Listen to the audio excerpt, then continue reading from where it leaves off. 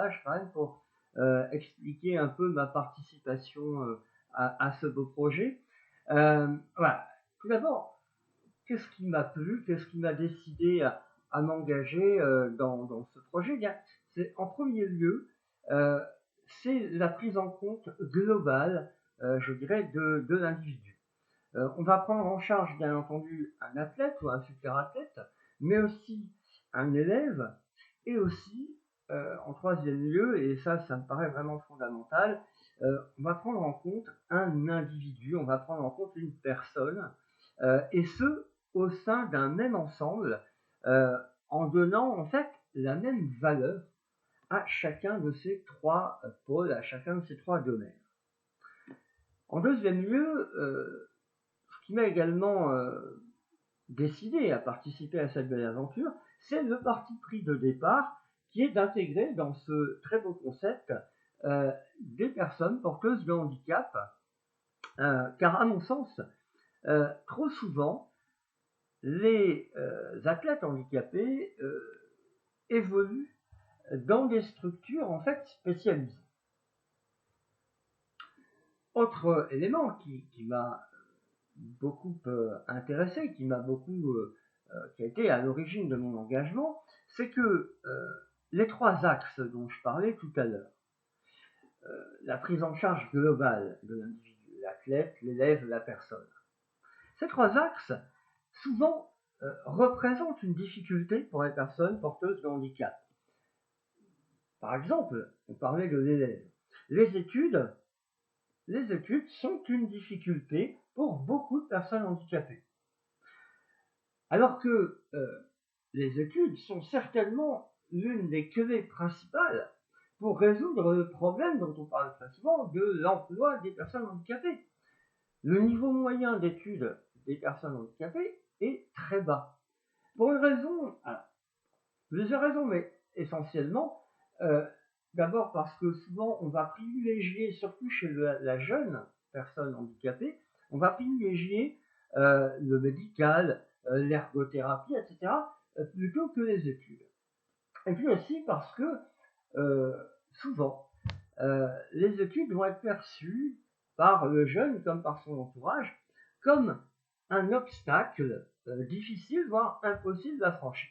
Et bien entendu, là, c'est quelque chose à quoi je suis assez sensible de par mon métier d'enseignant-chercheur à l'université. On a finalement assez peu d'étudiants handicapés qui arrivent, qui osent venir à l'université, alors que il y a tout un système qui est mis en place. Et donc, première chose.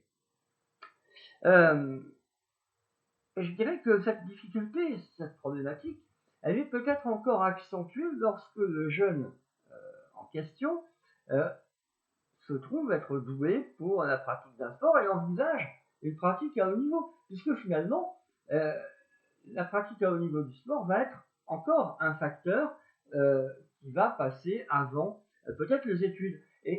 Ou alors, au mieux, on dira son avenir professionnel passera après sa carrière professionnelle par une reconversion, par exemple dans le milieu du handisport.